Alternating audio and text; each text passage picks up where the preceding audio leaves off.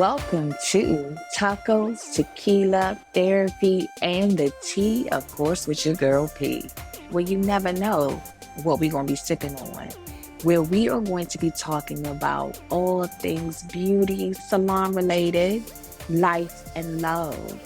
So if you are someone who has questions about your hair, info you may want to know, I'm sharing the tea. You need a little bit of uplifting? I got the tea while I'm sipping the tea. Yes. So get ready for the ride. Thank you for joining me. On today's episode of Tacos, Tequila, Therapy, and the Tea, we're going to get into what is the most important journey when it comes to your hair. What steps should we take and what things are the most important of what you should focus on when it comes to really trying to maintain and achieve healthy hair? Now, most would say like, hey, I hear a lot of times when I'm in the salon that clients will be like, I use a heat protectant, I use Olaplex, I don't put a lot of heat on it, I tie it up. And these things are all after the main part. For starters, the most important part of your hair care journey or anything with your hair, be it color, your natural, your straight, your curly, your wavy, 1-3 BS to the side, is your shampoo. And a lot of times I literally can ask somebody what kind of shampoo they use and they be like, oh, they'll name the brand and the color. But when I hit them with the question of what is it to do, they are looking at me like I am absolutely crazy because they haven't focused on that part of the journey. They feel like shampoo is shampoo because it gets the hair clean. But what most people don't know is that your shampoo journey starts the whole process. It could either make it very easy or it can make it very hard. So what I find is that when I begin to talk to people about the shampoo, they are looking baffled because they're like, why is this woman talking to me about something that isn't really that important? And they believe that their hair is clean because of whatever shampoo they chose to use. That is until I get them to the bowl. I shampoo them and say, hey, does your hair feel like this when you shampoo with your shampoo of said color, pink, green? It's the blue one. It's a rosemary mint. I'm not even quite sure half the time because they aren't. But once we do the comparison, they're like, oh no, my hair never feels like this. It's never a surprise to me, but it is to them. Because that I know, a lot of times I can see from just the client first walking in the door. I see it at the grocery store. I can see when someone's hair is dirty. You can see it from a mile away. And so, with that being said, a lot of times when I'm at the bowl with the clients, they are shocked that their hair is like, wait a minute, it doesn't feel like this. Wait a minute, my curls look a little different. Wait a minute, you're getting through that a lot easier. And it's actually the choice of shampoos. So, when you are shampooing your hair, I know that a lot of us are thinking, like, I should not be using a clarifying shampoo.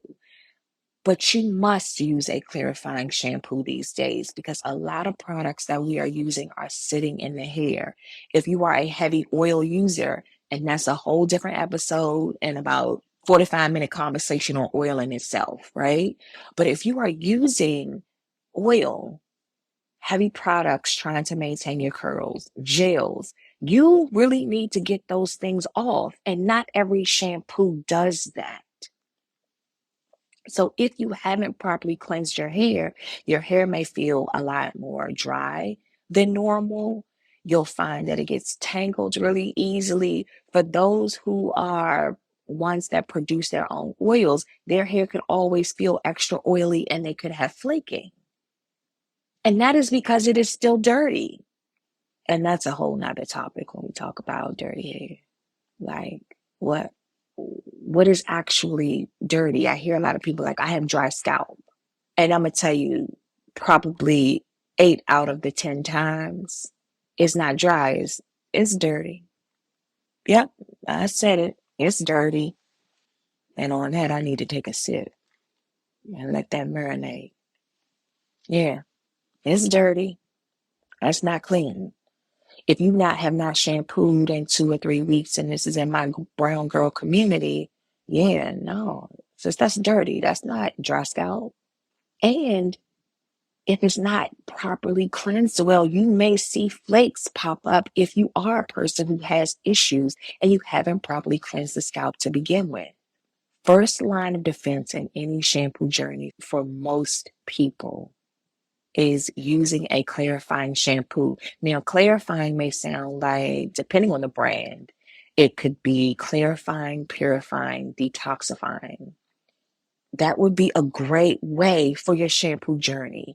So the next shampoo you would use will be more of your treatment shampoo. So don't forget your first one is more of a clarifying, purified, detoxified. They tend to run in the same gamut of just lifting the dirt and oils up out of your hair and giving your hair a good canvas to receive your next shampoo, which is your treatment shampoo. Now, when I say treatment, what is the end result of your look? Are you someone who has color? Are you someone who is in a state of repair? Do you need to be moisturized? What is the situation? Are you going for a silk press? Are you going for your natural curls? The shampoo that you now use at this moment could be your make or break. Sometimes some shampoos are geared more towards us in our curly state and style, and it could block you if you try to do a silk press. Your silk press may not last as long. Your curls may drop faster. It doesn't have as much memory a lot of times. And I know that sounds like, what? There's shampoos that can start out with protecting your hair from the heat and the damage, depending on what you are going for in terms of your style, but we got to know the end result from the beginning so you know how to start. I always tell my guests that you really have to have certain products in your arsenal. You need to have a clarifying shampoo, you have a shampoo for repair, you have a shampoo for moisture, you have a repair conditioner, you have a moisturizing conditioner. This should be your basic arsenal to start with. Now, the repair shampoo and conditioner may not be something that you use all the time, but it is a part of your regimen and routine. It may not be as strong as what you would use in the salon, but it is a great filler when we find that we are in that point where we're like, hey, I've been doing too much. I might need to give my hair a little therapy. But I would always tell people to consult a professional first so you can have your journey customized for you. So you know when should you be repairing if you are someone who shampoos at home. Or you even know when you get into the salon, what is it that I need to do? Is today the day we are giving me a little moisture therapy, a little protein? What would we need? Now, shampoos these days can kind of confuse you. They can say that they're moisturizing, but they also repair. Let me just say this. Nobody's really out here using a body wash that is toothpaste and shampoo. Crickets. So, with this, why would you want your shampoo to be the principal, the janitor, and the teacher? You're asking your shampoo to do 3 different jobs if it says it is going to moisturize, repair, and give you body. Now, that is crazy because not everybody needs all three. So it may not be the right shampoo for you. If you are someone who isn't very damaged, that shampoo may dry you out. Somebody who is in a state of repair, it might feel amazing because the hair needed it. But this is where you consult the professional, i.e. Patrice Brown at the Design Studio and DLikeDoctor.com. But when you consult a professional, I don't know a lot of professionals out here that can guide you because we really don't want y'all out here messing up our work. Why would I want you out here shampooing, going crazy on a hair that I done got right and got healthy? That makes no sense. Y'all just be out here doing some of the craziest things. But when it comes to styling our hair, I'm telling you, it will change your life when you are using the right shampoo. So when we are thinking about our shampoos, we really should consult a professional on your shampoo journey. This will save you a lot of money. It will save you so much money if you just understood what was your plan for your hair and devising one. Some of us out here, and I shouldn't even include myself, but I will sometimes because I have been that person who did not plan my life out. So we use whatever, whenever, however, and think that that's working. I have situations where I will use shampoo on a client, tell them exactly what I'm using. We know it works. The hair feels amazing, and they will go out and get some of the craziest crap. And be like, did that work for you? It's my question. I'm sitting there like, what? Did it work? Because clearly it did not, because we can see the struggles. If the shampoo isn't working for you, it can make the hair a little bit more fuzzier. It could cause it to be dry. It will start to strip, so you'll see little hairs where it's not as smooth.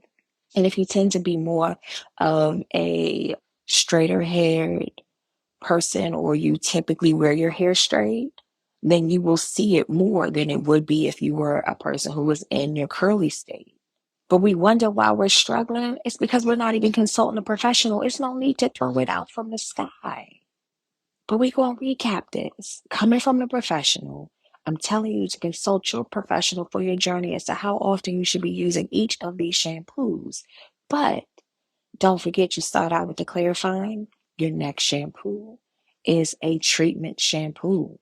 What are we trying to accomplish with this hair? Do we need to prepare, moisturize? Are you someone who typically has a problem with your scalp?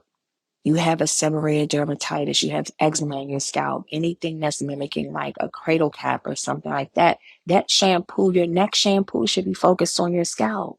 So your treatment shampoo could be, what is it that I need at the moment? And that way it could actually do the job that it is supposed to. You have your options of repair or moisture. If you are someone who has a problem with your scalp, add something in that is a salicylic acid or a tea tree, things like that that'll help calm the scalp when it's inflamed. If it's just brought me to something else I was thinking about, and I have this conversation often of it takes a team of people to work together for things to make sense, right? So we go to the doctor and you have a primary care, you have an OB/GYN, you have either an internal medicine, you have an endocrinologist, you have a cardiologist. These people work in their own entities doing what they do, and that is their profession. That same concept applies when it comes to your hair. For those of you who have issues with like inflamed scalps, you tend to be very tender at the scalp. It could be very flaky. It could have a buildup. Please see a dermatologist. Please go and see a dermatologist. If you have insurance, hey, find one that fits within that. Because I'm telling you, it will change your life. It will absolutely change your life. I have had clients when I send them to the dermatologist within 1 month, that scalp has calmed down because we follow directions. And in my 20 plus years, because we ain't gonna go into the real number, over 20 years of being a professional hairstylist, I've had one person, one. Listen, go to the dermatologist, follow the directions, and hair flourished. But what she did was she visited the dermatologist per my request as her hairstylist, because this is where the team effort comes in when I say that we need a team.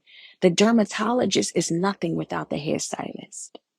The dermatologist can tell you how to calm down your scalp, how to calm down your face, all of those things. But when it comes to your esthetician, they're doing your maintenance. Your hairstylist is doing your maintenance. Your dermatologist needs you. They can say, hey, I need you to use this once a week. But when you consult your hairstylist, how do I use this weekly? How do I use this twice a week and still have my hair soft? Maintain it so I can go to work and I'm not looking crazy. What does that look like? Because it is not unrealistic. We just need to know what our options are. But we can't see the vision without the team. There's a team getting us together.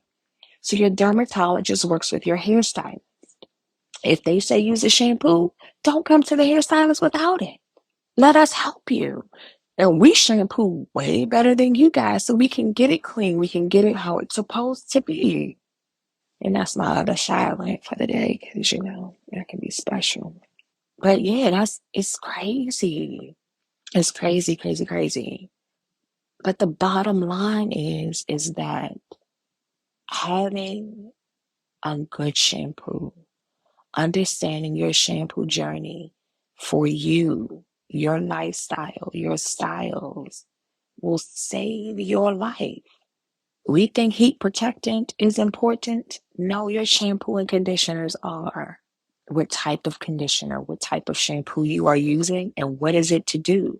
There's people out here reading the back and tell you that it's sulfate free, it don't have this, it doesn't have that, but literally can't tell you what the shampoo says it is to do. How is that even possible? I remember at the braid shop, I had to tell them to read the front of the bottle because y'all reading the back, but you don't even read the front. When I ask somebody all the time, I'm telling you, you can't even tell me what is it to do. So how are we actually cleaning our hair or cleansing our hair properly, but we don't even know what we're using? Just make it make sense. I absolutely love what I do. And believe me when I tell you, if you need a consultation and on your hair care journey, reach out to me. TheDesignStudioMD.com. Send me a message. We can set up a consultation. We can go through a hair care journey for you, which is customized for you, which is very different from a basic consultation because it's really planning things out for you and seeing where you are and where you want to go. But just so you guys know, that's my rant for the day. Pick the right shampoo. Consult a professional. I'll probably have to tell you that almost every episode, but I'll remind you later. But thanks for joining your girl on this day of tacos, tequila, therapy, and the tea. Thank you. And don't forget, guys, to like and subscribe on all the platforms where you listen to your podcasts. The girl is truly grateful. Talk to you soon.